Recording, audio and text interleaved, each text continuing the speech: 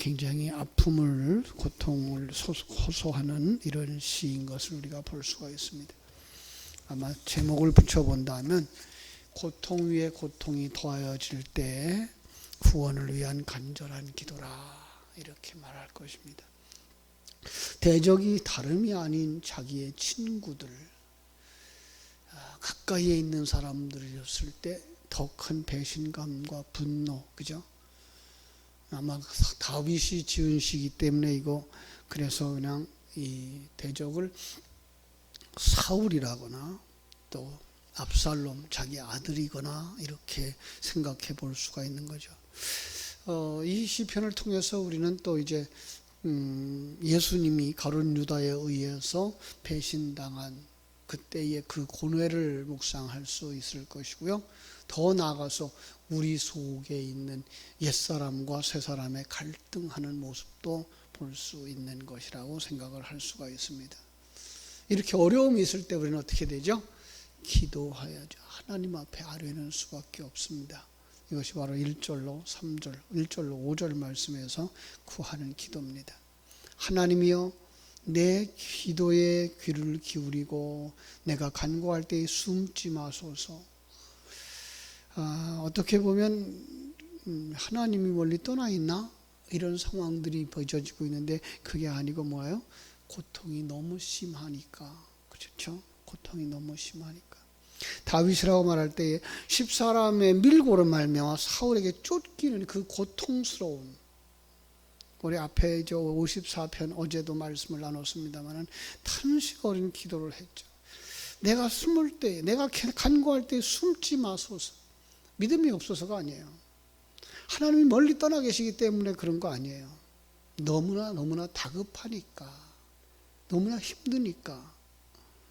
아마 요즘 코로나19로 말미암아 고통사 당하는 사람들의 기도가 아닐까. 하나님, 내 기도에 귀를 기울여 주시고 내가 간구할 때 숨지 마소서. 내게 굽히사 응답하소서. 내가 근심으로 편하지 못하여 탄식하오니. 참 오늘 아픔이 여기에 있습니다. 편치 못하다, 아리드, 방황하다는 거예요. 온갖 염려로 이 생각 저 생각을 하면서 안절부절 못하는 그런 상태를 묘사하고 있다는 거예요. 노하여 나를 핍박하나이다. 이 노라는 말은 콧바람을 내 뿜다, 대항하다, 이런 뜻이에요. 그 나를 대적하고 있어서 내가 굉장히 아픕니다. 고통이 얼마나 심한지 4절이 말하고 있어요. 내 마음이 내 속에서 심히 아파하며 사망의 위험이 내게 이르렀도다. 내 마음이 내 속에서 계속 반복함으로써 뭐예요? 그 고통이 얼마나 극심한가를 이야기하고 있는 것이죠. 사울의 대적자라고 말할 때에 다윗과 사울의 관계는 어떠했습니까?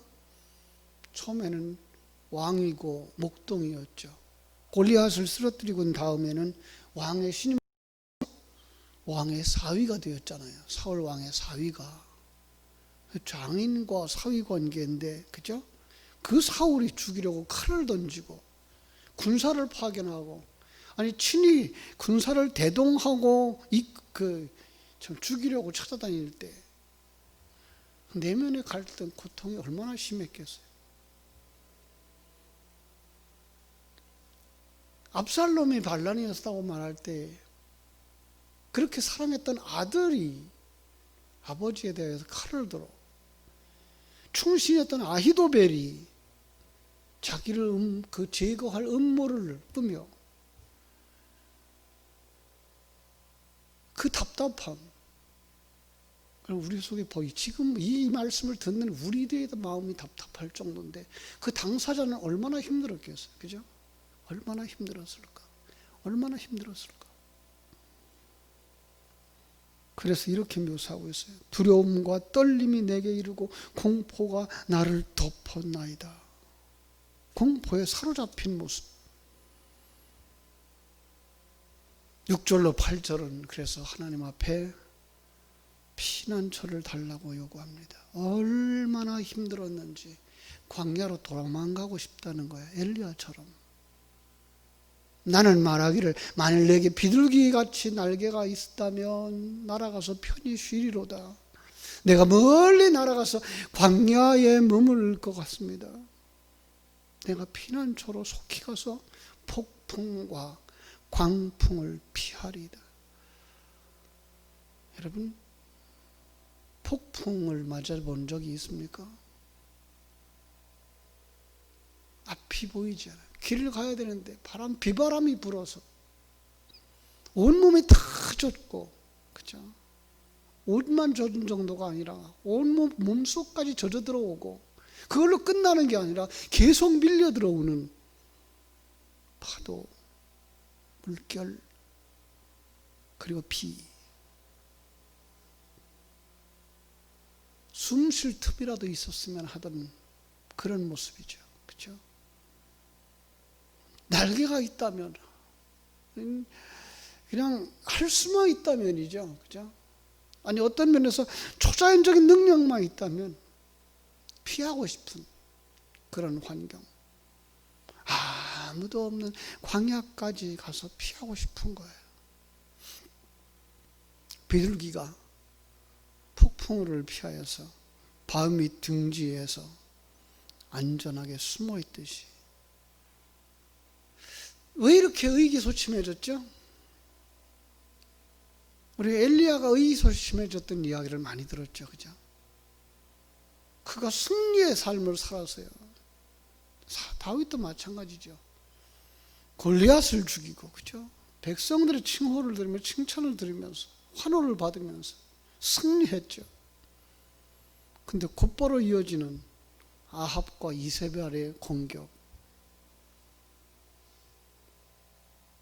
그러면 우리가 그 공격해오는 그들을 볼 때 우리와 함께 하신 하나님을 깜빡 잊어버린다고요. 왜요? 대적은 우리 눈앞에 보이고 하나님은 우리 눈앞에 안 보이는 것처럼 우리는 이렇게 미련해요. 하나님이, 그 전능하신 하나님이 나와 함께 해주시고 우리의 기도를 들으시고 응답하시는 하나님이 나와 함께 하신데 불구하고 그 하나님이 함께하면 느껴지지 아니하고 세상의 물결과 파도, 공격만 더 거세게 들려지는 거죠. 그들의 그 죄악성이 나열됩니다. 9절부터 11절에 보면 내가 성내에서 강포와 분쟁을 보았사오니 주여 그들을 멸하소서. 그들의 혀를 잘라버리소서. 내가 보았습니다. 내가 들었습니다. 주여 저들을 멸하소서. 저들의 혀를 잘라버리소서. 저들의 계획이 무산되게 하소서. 이런 의미죠. 압살롬의 그 계획이 무산되었듯이 저 대적이 사단의 종처럼 살아가는 저들의 계획이 무너지게 하소서. 저들의 입에 정말 입을 다물게 하소서. 혀를 잘라버리소서. 끔찍한 소리를 하고 있어요. 그죠? 왜냐하면 그들의 언어가 너무 달콤해. 실상은 아닌데. 주야로 성벽 위에 두루 다니니 성중에는 죄악과 재난이 있으며. 경찰꾼처럼 성벽을 두루 다니는데 오히려 성 안에는 죄악과 재난이 극심합니다. 요즘 우리가 보는 것 같지 않습니까? 이 정부 같지 않습니까?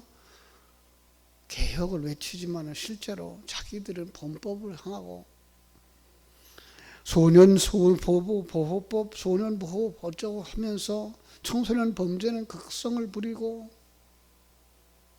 차별금지법이다 뭐다 하지만 실상 동성연애 허용하고 그런 말미암아 청소년의 에이즈는 점점 더 확산되어져 가고 부동산 정책을 외치지만은 저희들 재산은 늘 크고 2년 동안에 부동산 정책을 23번이나 참 대책 없는 일들이죠. 그러면서 뭐만 늘어요? 세금만 늘어. 국민들 한숨만 늘어나는 현상. 우리가 살아가는 현실이 지금 다윗이 당했던 이 고난의 현실과 다를 바가 없는 상황. 그들의 말과 그들의 속임수,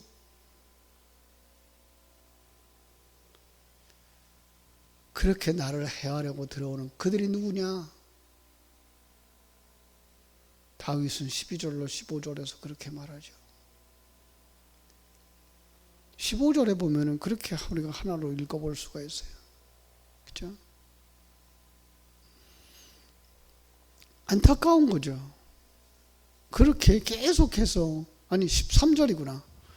그는 곧 너로다. 나의 동료, 나의 친구, 나의 가까운 친구. 우리가 재밌게 우리 같이 의논하고 무리와 함께 다여 하나님의 집안에서 다녔었는데, 그런데 지금 대적자가 되었다는 거예요. 참으로 하나님께서 그들의 조상들을 광야에서 하나님이 초자연적인 징벌, 땅이 갈라지고 거기에 땅이 그들을 삼켜버렸던 것처럼 하나님 그들을 차라리 데려가십시오. 그들이 없었으면 좋겠습니다.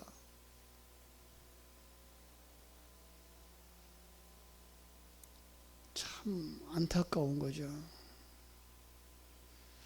여러분, 이런 저주도 이루어질까요? 응답될까요? 이 세상에서는 그 결과를 보지 못할지 몰라요. 왜냐하면 이 세상 속에서 하나님께서 다윗의 왕국을 여기다 세우려고 하지 않고 있기 때문이죠. 하나님의 뜻은 이 세상에서 하나님을 의지하게 만들고 하나님을 따라가게 만들고 하나님과 함께 출애굽하기를 원하시고 계시기 때문에 그래요. 그래서 신앙생활이 힘들어요, 사실. 그러나 다윗은 확신합니다. 16절, 나는 하나님께 부르짖으리니 여호와께서 나를 구원하시리로다. 그 하나님이 나를 구원하실 겁니다. 17절, 저녁과 아침과 정오에 내가 근심하여 탄식하리니 여호와께서 내 소리를 들으시리로다. 이스라엘 백성들의 습관적인 행위처럼 아침에도 기도하고 한낮에도 기도하고 저녁에도 기도하는 삶, 그죠? 다니엘의 기도가 생각나지 않습니까? 우리도 그렇게 기도해야 되지 않겠습니까? 새벽을 깨우고 참으로 점심때에 시간을 내서 기도하고 저녁에 잠들기 전에 기도하면서 나라와 민족을 위해서, 교회를 위해서, 자녀들을 위해서,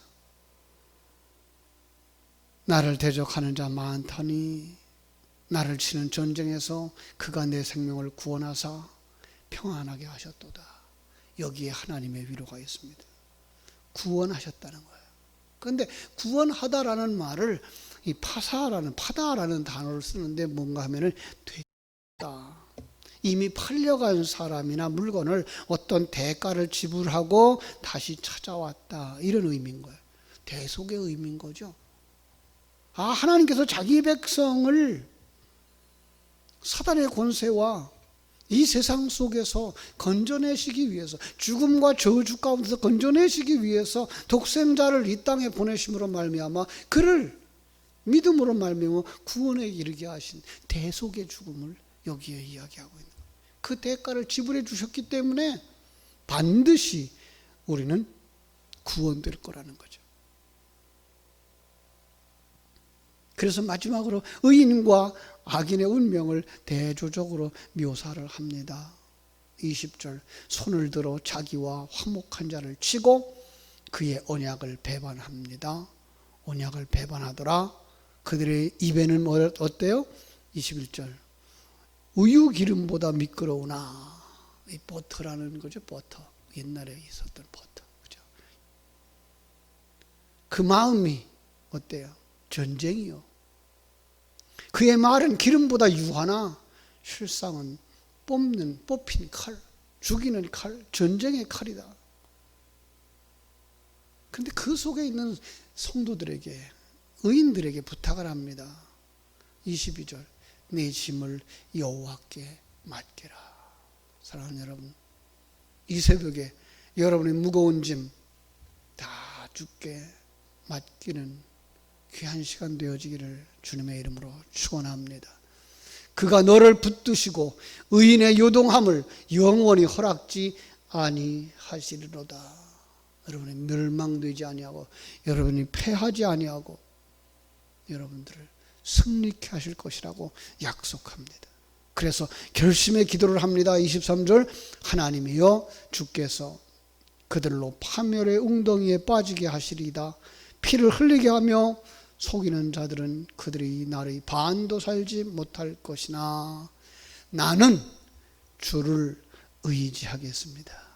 이게 믿음의 사람의 결단입니다.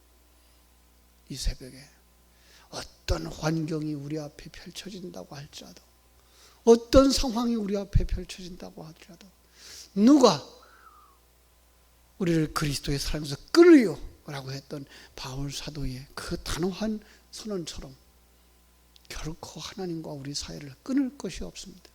여러분 속에 하나님의 생명이 있기 때문에 천국을 소망하면서 주님 앞에 모든 짐 맡기고 주님이 인도하심을 따라 나갈 때 주님께서 여러분들을 완성시켜 주실 것이고 여러분들을 자유하게 해주실 것이고 평강을 누리게 해주실 줄로 믿습니다. 참으로 폭풍우 가운데서도 어미 새의 품 안에 있는 작은 새는 곤히 잘 수 있고 평안함을 누릴 수 있는 것처럼 하나님의 품 안에 있는 나는 평안함을 누리는 자가 되어져야 할 줄로 믿습니다. 기도하겠습니다. 하나님, 환경이 너무나 어렵습니다.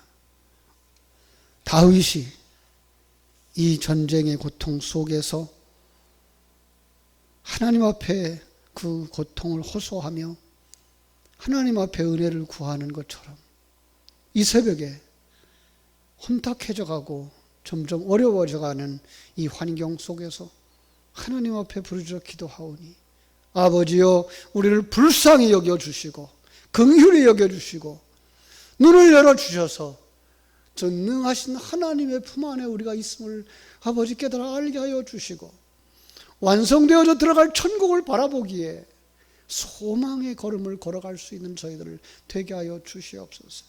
오늘도 너희들이 수고하고 있느냐, 너희들은 무거운 짐진 자들이냐, 다 내게로 오라, 내가 너희를 쉬게 하리라 하시는 주님의 음성을 들으면서 참으로 광야로 피신하고 싶고 바위 밑으로 피신하고 싶었던 사람들이 하나님께로 피신하여 갈 수 있는 은혜의 통로가 있음을 깨달아 알고 그 큰 하나님을 믿기에 그 하나님의 품에서 자유할 수 있고 찬송할 수 있고 기뻐할 수 있고 감사할 수 있는 삶을 살게 하여 주시옵소서. 오늘 하루의 삶도 주님께 부탁드립니다. 주님 감당할 수 있는 은혜 주시옵소서. 능력 주시옵소서. 찬송할 수 있는 용기도 주시옵소서. 그리고 입을 열어 복음으로 아버지 악한 마귀 권세를 대적할 수 있게 하여 주시옵소서. 아버지 복음을 전할 수 있게 해주시고 함께 신앙생활 하자고 천국을 소망하며 가자고 내게 있는 평안함은 하나님으로부터 온 것이라고 나누어 줄 수 있는 평안의 사람들, 하나님의 은혜의 사람들이 되도록 아버지 하나님 이 새벽에 부르짖어 기도할 때에 갑절의 은혜를 우리 모두에게 허락하여 주시옵소서. 성령으로 충만하게 채워 주시옵소서. 거룩하신 예수님 이름으로 기도하옵나이다. 아멘. 하늘의